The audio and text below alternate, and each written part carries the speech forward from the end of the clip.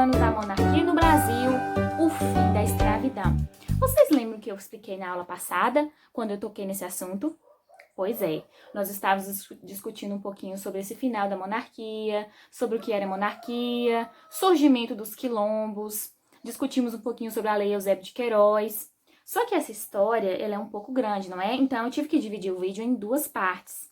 O vídeo passado foi a parte 1 e hoje nós vamos ter a parte 2, certo, meus amores? Só tem uma coisa, a nossa aula de hoje ela vai ser um pouquinho diferente. Vou mudar um pouquinho o ângulo para vocês entenderem melhor o conteúdo, certo? Então eu vou estar passando alguns slides e vocês vão assistir a aula pelos slides e aí vocês vão me dizer o que vocês estão achando da aula. Tá legal? Tá entendendo tudo? Tá faltando alguma coisa? E a correção? Como é que vocês querem que eu faça a correção? Que eu grave um vídeo? Que eu tire foto das respostas depois? Eu ainda não postei nada sobre as correções porque eu quero dar um tempo para vocês realizarem essas atividades e depois eu vou postar as respostas e vou postar a correção, certo, meus amores? Então, ó, um beijo no coração de cada um e espero que vocês estejam gostando das aulas, certo? Vamos para a aula. Pronto, já mudamos o ângulo da câmera, não é? Agora nós vamos começar a nossa aula. Os últimos anos da monarquia no Brasil, o fim da escravidão. Como eu comecei falando lá no início do vídeo, vocês devem estar lembrando, né, dos tópicos que eu falei na aula passada. Falei um pouquinho sobre o surgimento dos quilombos, falei um pouquinho sobre o uso da palavra escravo, que não é legal, que nós temos que usar a palavra escravizado. Aí a gente falou um pouquinho também sobre a Lei Eusébio de Queiroz. Então, são termos que a gente tem que saber quando está discutindo essa temática. Porque nós estamos falando justamente dessa reta final do período escravocrata no Brasil. Tá, meus amores? Então, nós vamos começar agora, já na página 108, tá? Vocês vão acompanhando comigo aí na página 108. Trabalho livre e trabalho escravo. Bem, a gente sabe o que é trabalho livre. É um trabalho que a pessoa tem o direito sobre o seu labor, né? O direito de ir e vir, e ela pode exercer o que ela quiser. E já o trabalho escravo é um trabalho que uma pessoa, ela comanda a outra, ela obriga a outra a realizar tarefas que não estão de acordo ao que ela deseja, ao que ela quer ser. Então, é imposto àquela pessoa algo fora do seu cotidiano, algo que está fora da sua realidade. Certo. Então, durante aquela época, existia um grande embate, grandes discussões sobre essa questão. Trabalho livre ou trabalho escravo? Por quê? Diante da situação em que o Brasil estava vivendo, já com a execução da Lei Eusébio de Queiroz, então o número de pessoas, de descendentes de africanos aqui em condição de trabalho escravo, tinha reduzido e o valor estava muito alto. Justamente porque, já que não havia mais o tráfico, então as pessoas que moravam aqui, esses descendentes que estavam aqui sobre essas condições, muitos acabavam morrendo por doenças, ou durante as fugas, como eu relatei no outro vídeo, ou até mesmo a expectativa deles é uma expectativa de vida muito baixa, 40 anos, eu falei isso também no vídeo passado. Então, essa população, ela diminuiu e se tornou muito cara, muito escassa. Diante disso, o movimento abolicionista, cada vez mais forte, começou a intensificar, a divulgar as ideias abolicionistas, a querer a liberdade dessas pessoas.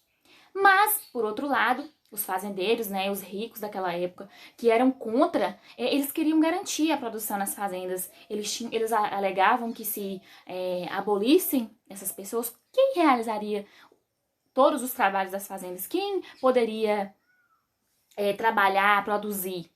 E aí, nós podemos perceber que essas questões gerou alguns embates na sociedade daquela época. E alguns questionamentos. Libertar os escravizados ou contratar outros trabalhadores? E o que vocês acham aí?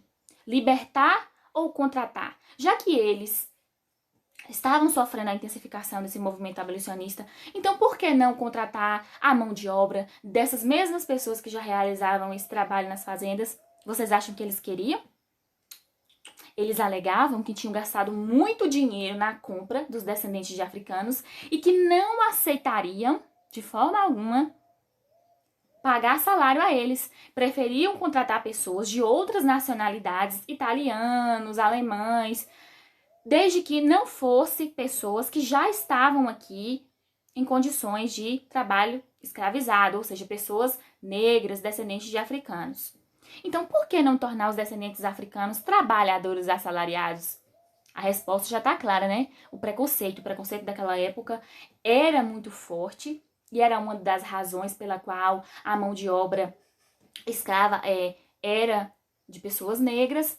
Então, a gente pode perceber que a sociedade daquela época era uma sociedade elitista, preconceituosa, racista, todas essas questões. Apesar de hoje em dia ainda permanecer dessa forma, mas nós já temos leis que garantem a proteção dessas pessoas, elas lutaram e conseguiram muitos direitos.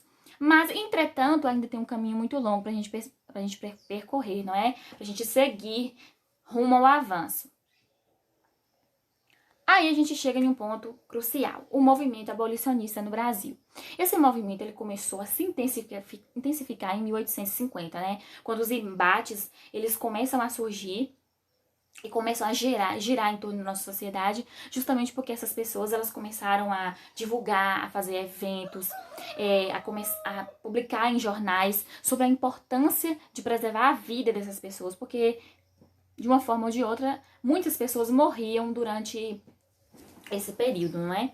E aí, vários embates começaram a surgir, que já existiam, mas que se tornaram cada vez mais intensos, que eram os fazendeiros e os abolicionistas. De um lado, os fazendeiros, que tinham gastado dinheiro na compra dessa mão de obra e que não estavam dispostos a abrir mão dela, e outro ponto, que eles estavam preocupados sobre quem realizaria o trabalho naquelas fazendas. E os abolicionistas, que tinham como principal meta preservar a vida, garantir a liberdade dessas pessoas, porque eles tinham consciência que era um crime tremendo, um dos mais horríveis crimes da história do nosso país, né? O nosso país ele se forjou em uma história muito triste, muito cheia de mortes, de questões que são, assim, não são legais de ser divulgadas, não é um motivo de orgulho para nós essa parte da nossa história, não é? Eu acredito que vocês concordam comigo nesse ponto. Além disso, os fazendeiros, eles eram preconceituosos, né? Toda a sociedade, de um modo geral, era preconceituosa, então eles não admitiam ter que pagar salário para os descendentes de africanos que trabalhavam nas fazendas naquela época. Então, vários embates eles foram surgindo entre os abolicionistas e os fazendeiros. E a primeira província, que naquela época era chamada de província, a província do Ceará, em 1883, aboliu totalmente a escravidão. Então, nas terras do Ceará, naquela época, já não existia mais trabalho escravo. Entretanto, o restante do país ainda adotava esse tipo de mão de obra, só que nós sabemos que é complicado discutir e pensar esse assunto, porque estamos falando de vida, estamos falando de pessoas, estamos falando de um movimento organizado. Então, nós temos que ter muito cuidado quando a gente se refere a isso, porque pode ferir o sentimento de alguém. De certa forma, toda essa história, ela é complicada de se falar, porque estamos falando de vidas, não é? Como eu disse no começo do vídeo. Aqui nós temos uma imagem. Então, chegamos, enfim, à abolição da escravidão. Entretanto, quando eu já estava falando, eu falei no vídeo passado com vocês sobre isso, a princesa Isabela não decretou o fim logo de cara, justamente por causa dessas discussões que já estavam ocorrendo na nossa sociedade, certo? Então, ela começou a criar leis para que esse movimento ele fosse enfraquecendo até que ela decretasse finalmente a extinção da escravidão no Brasil. Então, a primeira lei que surgiu foi a Lei Eusébio de Queiroz, que eu falei no vídeo passado. E hoje temos mais duas leis que eu quero falar, que são importantes de ser discutidas.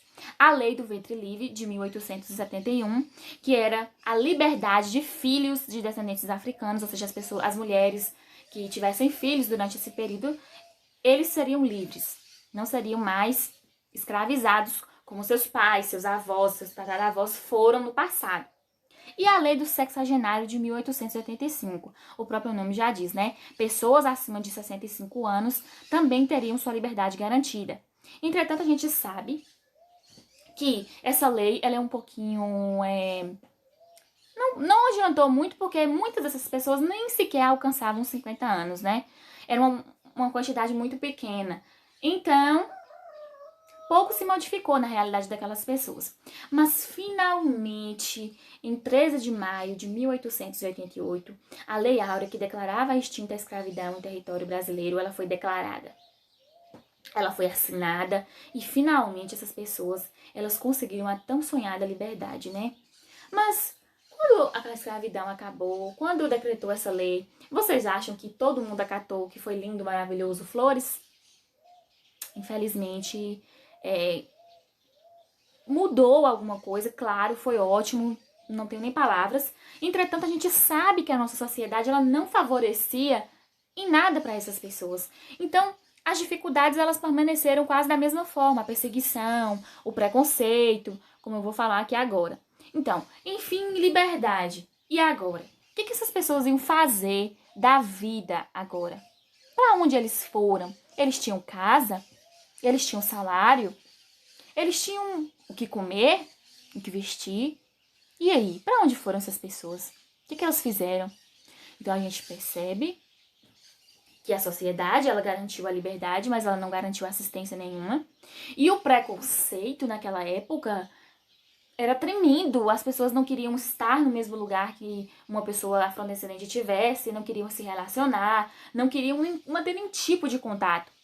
E aí nós percebemos que, de certa forma, a libertação foi bom, mas não garantiu o que eles tanto precisavam, que era acolher, que era uma casa, que era comida, que era assistência. E até mesmo nos dias de hoje, nós avançamos muito, eles garantiram vários direitos, como o reconhecimento das comunidades quilombolas, como patrimônio cultural brasileiro. Hoje a gente percebe que estamos caminhando rumo a um Brasil que valoriza a identidade que possui, porque nós somos descendentes também, nós temos o nosso sangue, faz parte da nossa história. Mas, ainda assim, tem muita resistência e há um caminho. Cada um tem que fazer a sua parte, não é? Valorizar, resistir, lutar e, principalmente, respeitar a cultura do próximo. Aqui do lado tem uma noticiazinha, tá vendo? Tipo um jornalzinho. Brasil livre, 13 de maio, extinção da escravidão. Então, é uma data marcante da nossa história, porque finalmente começamos a caminhar rumo à evolução. Porque até então o nosso país ele não tinha nada em que se orgulhar, porque estava crescendo sobre o suor, sobre o sangue de pessoas inocentes, não é? Então agora, o que a tia Erika vai querer de vocês? Além de responder, né, as atividades do nosso módulo, que nós encerramos esse módulo, eu ainda vou gravar um vídeo especial para vocês, é um vídeo extra, contando um pouquinho sobre a história, sobre a minha pesquisa que eu prometi, lembra? Pois é, eu vou fazer esse vídeo.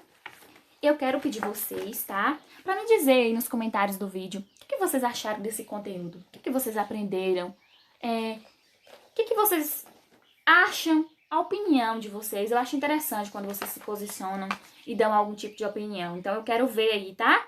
Lembrando que a participação de vocês nos vídeos, nos comentários, é essencial para a hora da avaliação, para mim entender quem está participando, quem está assistindo às aulas, quem está realizando as atividades. Eu necessito dessa interação com vocês. Então, vocês vão responder para mim aí páginas 110 a 111, uma atividadezinha pequena sobre o conteúdo, e a página 114 a 116, certo, meus amores? Qualquer dúvida, pode mandar mensagem, pode deixar nos comentários, que eu vou estar aí para responder cada um. Ó, beijo no coração e até a próxima aula, tá? Tchau, tchau!